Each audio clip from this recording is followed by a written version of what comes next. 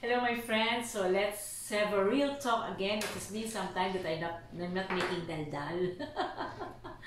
so I just have a spontaneous discussion with you of the current situation and what will we do about it and what's my perception about what's happening in the country and all that. And I wish I could share with you something productive and something with substance insofar as the current situation is concerned. So basically, the latest, of course, is the fact that it's we will be on alert level 4, and that the classification would be simpler. It's either an ECQ or a GCQ, and but at alert level 4, it seems like it's like an ECQ, right? Because the dine-ins, the parlors and all the gyms and everything and spas are not still open, and I'm just worried about the economy in general insofar as that is concerned, although sabi nga nila unahin muna ang tao. So but then again, tao means health and also economics, because how can we maintain our health if we don't have the money to spend, right, insofar as our basic needs are concerned. So that's one. So we will be on a alert level 4, and as I understand, it's actually there's an alert level 5. So the alert level 4 still not allowed, and that the only allowed is when there is an archaeological service, only families are allowed to attend, something like that. And I really feel sorry for people I know who died, and that we not even have the opportunity or the chance to have, shall I say, burol or paglalamay. So yun, so yun yung natin, ang medyo nakaka-worry lang is the recent cases. There was a point wherein the cases reached as high as 26,000, and that, if you could compare with the time that you were worried at 3, 4, 3,000, 4,000, 10,000, is even a warning to us, and yet now we're hearing of 26,000, 22,000. Today is, I think, 18,000. But what worries me more actually is the percentage of positivity rate. Positivity rate, as I understand, I'm not a medical doctor, nor a statistician. Positivity rate, as I understand, is that for every person being tested, then what is the percentage that a person is tested positive? And at the present, it's around 29.7% or nearly 30%. So what we're saying is it's near the ratio of which for every 3 person tested, for every 3 person tested, 1 is positive. And that is on the level that everyone goes or undergo tests. But what about those people who may have symptoms but are afraid not to undergo a test, but they know they have COVID? So it's really 29.7. Dati noon is 1 over 5, 1 over 5. Now it's 1 over 3. So really, what I'm saying is, considering that we are vaccinated, I mean, 16 million are already fully vaccinated, 21 million had the first dose. So, but still, of course, it's very small as compared to the target of 77 million that should be vaccinated, and the rate we're going is, the estimate is, by June 2022 pa, magkakaroon ng full vaccination ang lahat. And that's the reality of life right now. You have the vaccine, and yet you have a different variant emerging, which is more potent than the original virus, and as such, but then you have to have the economy that would have to go up, and in some manner, in so doing, it's really a torn between magtatrabaho ba kami o titigilan lang kami sa bahay, o papaanong kakainin namin, or something like that. So it's really disheartening, and alam mo, ayoko lang magkaroon ng general statement pero as in yung Facebook nagiging di ba? Di nyo napapansin.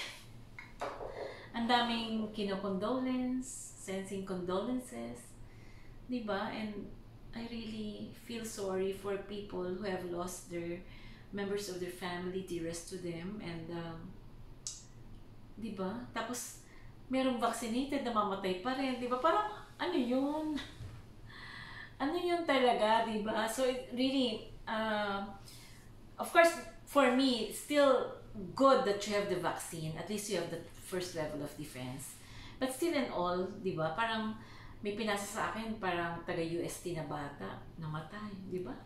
Parang, ano naman yun, di ba? Hindi mo na malaman. So, sabi ko nga, maybe it has to go also with your comorbidity, or maybe it has to go also to born down also to the fact that what is the quality of your immune system. So, we really have to boost our immune system, really. So for those who need vitamins, I have stacks of vitamins from the US. I can give you at a cost price, just so that you have the protection from the virus. And then, you know, yun nga, tapos yung ranking natin sa World Health, halos tayo yung pinakamataas sa Asia Pacific. And, you know, hindi ko masyadong maintindihan kasi of course, wala din yung data ng Indonesia, wala din yung data ng Thailand, pero tayo yung pinakamataas. And, you know, like for example, you cannot travel, the restrictions are quite high and all that. So, mahirap, no? So, yun lang yung aking ano doon. Parang, and yet, the politicians are nagsisiraan. Anong tawag doon? Nagkakaroon ng pagkakaroon ng mga pagsisira ng kanilang mga pangalan, no? Nagkakaroon ng tuksuhan, nagkakaroon ng you know, defending each other, because as it is, people are now placing themselves into politics, no? Kumbaga parang nagmamadyong na sila, o dito ako, o ganyan, isama mo ako sa ticket mo or something, no? Niisip ko lang, kasi ako, I have to tell you that at one point in my life, I want to serve as well. And I was thinking, napag-aral ko na may mga anak ko, then probably I should go back to government and, you know, serve. And I should say thank you for the government to send me to education and to give me the education. Pero kaya lang, grabe yung politics sa atin, no? Kahit pa meron kang determinasyon na magsilbi at kahit pa paano naman meron kang kaunting kakayahan, I only have 3 subjects na lang yata. 3 subjects na lang to complete my masteral in public management. So, di ba, parang meron ka naman siguro kaunting kakayahan about LGU, local government code, about public policy. But still and all, hindi ka makarun for public office kasi wala kang anda. Wala kang anda, wala kang pondo, di ba? So, which I find myself to be very sorry of, because I really want to serve. Ako doon, kumbaga, sincere ako doon. Tsaka, hindi niyo ako mapapagbintangan na mangunguha ng pera na hindi ko pera. Kasi naman ang ko, I might not have enough, but I already sent my children to school. And simple lang naman kaming tao, di ba? Hindi naman ako magarbong tao kahit papaano. So I just want to serve sana talaga. I really want to serve in the government, but I'm old already. And I hope I would be given the chance talaga, no, to really serve, because my intention to serve is really sincere. I was thinking that a little knowledge of mine, the little charm probably that I have, and the little, you know, could help my fellow kababayans in Mindoro, and you know, the interest to serve with grit and fervor and determination would help. And that you know, some connections in the government, not so much, but still I have friends there everywhere. Probably would, you know, help us insofar as, you know, in the projects that we would implement. So basically, bumalik ako sa politics. Yung pala interesado ako sa politics. Gusto ko talaga, kaya lang, paano naman yun? Di ba, wala naman akong pera. Di ba, people might know me, some people might know me in my hometown, but still, you need the money. I mean, I know, sorry for being judgmental, but this time I'm very conclusive about that, you know, money talks insofar as politics is concerned. So, yun yung medyo ano sa akin, that frustrates me, no? Yung determinasyon mong magsilbi pero hindi ka na makasilbi kasi wala kang ang pera. Di ba? So, yun. Yun, balik tayo sa pandemic. Ako, seriously, ako lang ha, ang opinion ko ganito, kung ako ay nasa gobyerno, hindi ko muna intindihin ang politics. Ang iintindihin ko ay ang protection ng state. Ang iintindihin ko ay kalagayan ng aking mamamayan. At mag-iisip ako ng paraan para masolve itong pandemic para maging normal na ang buhay ng tao. Like for example, why don't we allow LGUs to buy vaccines? Bakit kailangan dumaan pa sa IATF? Di ba? So that, the pace or the rate we are vaccinating people should be fast-tracked. Di ba? Yun yung isa sa, parang hindi ko siya masyadong magets. And then, go into intensive campaigns so for us, promoting our immune system, our health, and all that. And, promote probably, a little reward. Like, for example, pag wala kang bakuna, wala kang ganito or something. Magtanim ka ng puno kung ayaw mong pagpabakuna. Yung mga ganon. Maraming gusto magpabakuna, wala naman silang access, diba? Like, yung nabalitaan nyo yung sa Nagcarlan ba yun? Nagcarlan nga yata yun. Yung tipong gusto magpabaksin ng mga tao, pero ang haba ng pila. Tapos namatay na tuloy yung isang traveler, diba? Na magpapakasal. Oh my gosh. How sorry I am for that gentleman. And, it's really hard. It's really very difficult, and we should really be sensitive on people who may probably have lost their loved ones, and people who are just silently hindi lang nagsasalita pero may COVID sa family. Merong ganon, as in meron. Merong ganon, and that we should not even pag nabalitaan naman tayo may COVID, wag naman natin ipagdaldalan pa at ipagchismisan pa. No, we should pray for that person. Pray for the family to survive. Kung maaari nga, kung alam mong kulang ang pambili ng magbigay ka ng bitamina, magbigay ka ng gamot, etc. Diba? So, yun. Medyo ko kasi classes have started and yet only Philippines and Venezuela, lagi na lang tayo na-mention, only Philippines and Venezuela are not into face-to-face classes. Because really, knowing how the variant is, the COVID virus is spreading is masyadong risky naman talaga. But of course, naman the pros and cons of online learning, di ba? Ang dami, di ba? Hirap din ang teacher kaya. Don't ever accuse them of not doing anything. Just preparing the module is not easy. Just monitoring the pace of the student is not easy, don't. Sa panahon ngayon, huwag na tayong magsiraan. Sa panahon ngayon, magbahala na lang tayo kasi the fact na tayo ay buhay, tayo dapat magpasalamat sa Panginoong Diyos. So, totoo lang. Hindi huwag na natin inggitin ang mga tao, huwag na natin isipin na wala tayo nito, sila merong ganyan. No? Alam mo, kung ako lang ma-share sa inyo, based on my, matanda na kasi ako, alam mo, yung nakikita nyo sa social media, hindi naman lahat yun speaks of 100% of a true person, of what a person is undergoing through, diba? So, maybe she wants or he wants to share only the good times or the good things so that you will be inspired kasi mahirap naman kasi yung magpo-post siya ng nega, diba? But still and all, people at one point or another really have their trials and tribulations and sufferings which we should not adulate or shall I say lord over. What we can do, however, in contrast, is that we should just pray for them that they would survive, that they would surpass. Hindi madali yung mga nagkaka-COVID, hindi madali.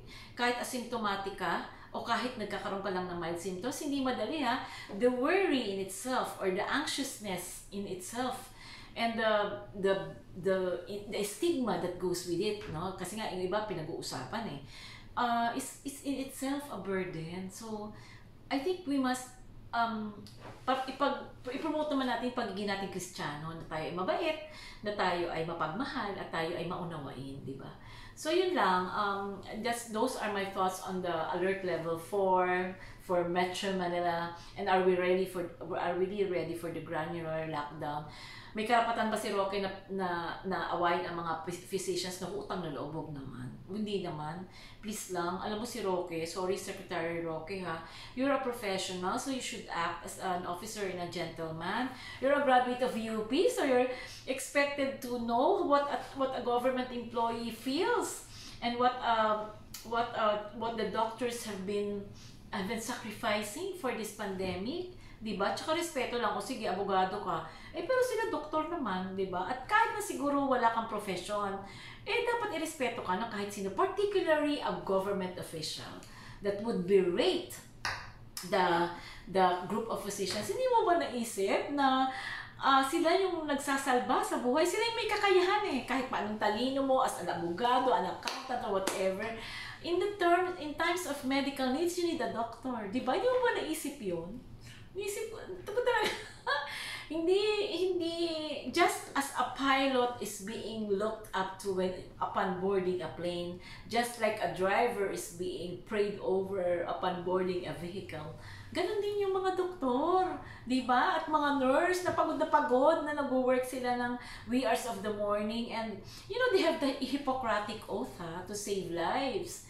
And we must respect them. Ayoko talaga ng ginawa ni Harry Roque. Sorry, Secretary Roque. I know that I should accord you a certain degree of respect, but what you did to the physicians or to the medical group is really not that good. Although sinasabi mo na kasi nagigilid ka, kailangan mag-open ng economy. May point ka naman. Kaya lang ang point ko is, number one, you're a government official, so you should not raise your voice.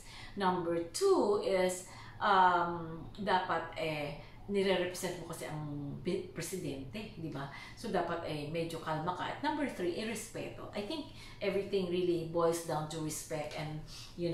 So yun, dami ko na sinabi. So the granular lockdown, the alert level, the physician, the hierarchy berating, and then the fact that the opening of classes, only us or along with Venezuela are not into face-to-face classes.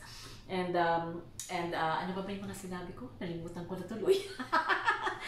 So yun, the economy, market, I don't know, I've not been monitoring the stock exchange, but like the typical expected to go up, like the dito, sabi mag-equal daw halos sa PLDT, wala, 8 pesos pa lang, di ba?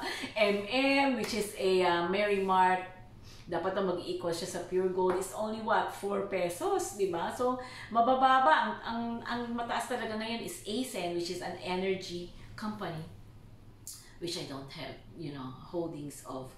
So, yun, mabababa siya talaga. And, without naman prejudice to my Duterte fans, medyo hindi ko talaga nagugustuhan yung kalakaran ngayon, ha? Kasi I think that I deserve as a citizen a certain degree of protection and a certain degree of shall I say love, no? Kasi I pay my taxes. So yun, kasi like for example, ang daming nagmumura, ang daming nag-aaway, si Gordon kaaway. Tapos ang pinili ng PDP laban to run for president is Bongo. Are you serious? Really, are you? Oh my gosh, I really sorry, without offense, are you serious really? So, is it a playing? Is it a play? Is it a ploy or something? And then, yun nga, deadline na by the way ha, please, let's vote wisely for 2022. Register before September ends. By this time, please mag-register kayo. Please have your voice counted ha. Oh my gosh, really, I exceeded my 18 minutes na pala. God bless you guys. I'm really happy talking to you, and I'm really happy, ganitong spontaneous and all that, and I really do appreciate all your likes, your comments, whatever it is. Just I know that some people are smiling when they see me in bathing suits na hindi talaga tama and all that, and they're happy seeing me with the family, and they're happy seeing me laughing and all that, and they know I know that they know that I also at a certain degree have carrying a lot of pain and in my heart. So anyway, so God bless you everyone. Learn to be kind. It takes no effort to be kind, and let's practice Christianity. And even if you're a Muslim, let's practice the teachings of Allah, and let's be kind. This is not the time to bicker, to wallow in pain, or to to make away. Let's be together and let's be kind, because maybe this is a voice of God saying na magmahala naman kayo, because that's what He taught, di ba? He taught, which is love one another as I have loved you. So God bless you guys. God is good all the time, and be kind and stay in love. For people who are in love, then stay in love. And when you love, please give the best that you could. Walang regrets. Bigay mo lahat ng gusto mong ibigay kung nagmamahal ka. God is good all the time. Be kind and be prayerful and protect ourselves. God bless you guys. God bless you, Ma.